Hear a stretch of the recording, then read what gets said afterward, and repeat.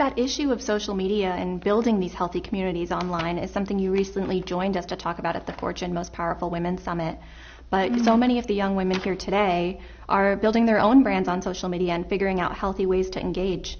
What are the strategies that you have developed for continuing to engage in a healthy way and reducing any harm to yourself from some of the more negative elements that are out there? You know, I have, for my own self-preservation, I have not been on social media for a very long time. I'd had a personal account years ago, which I closed down, and then we had one through the institution in our office that was in the UK. Separate from, but that wasn't managed by us. That was a whole team. And so I think that comes with the territory for the job that you have. I've made a personal choice to not have any account. So I don't know what's out there, and in many ways that's helpful for me. I have a lot of concerns for people that have become obsessed with it. And it is so much a part of our daily culture for so many people that it's an addiction, like many others. And you know, there are very few things in this world where you call the person who's engaging with it a user. But if you look at social media and what it's doing in the same capacity as it does in creating addiction, what is the comp there?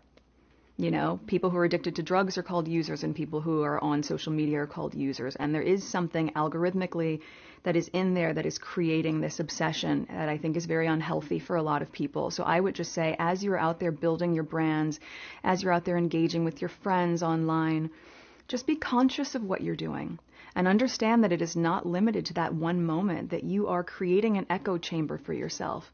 So the more that you engage with things that are negative, not just for other people that you might not know, but what it's doing to you as a human being will really have lasting effects, and that there is an alternative to engaging in that kind of stuff. So I would say to just be really conscious and responsible. I don't think people have even started to scratch the surface on what this is doing to us, and I wish more for especially the younger generation of women. You have the power to turn this around.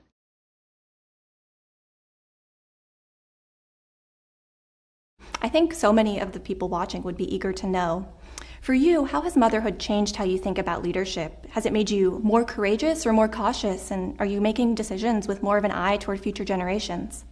You have excellent questions. You really do. I would say it's interesting because my gut is that it makes you more courageous. It makes you so concerned for the world they are going to inherit. Right? And so the things that you're able to tolerate on your own are not the same that you are going to put your child in a position of vulnerability for. You go every single day, how can I make this better for him? How can I make this world better for Archie? And that is a shared belief between my husband and I. At the same time,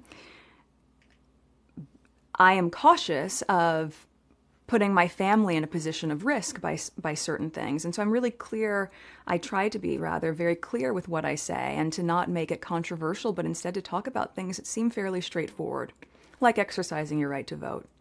I think that is as simple as it comes and as necessary as it comes.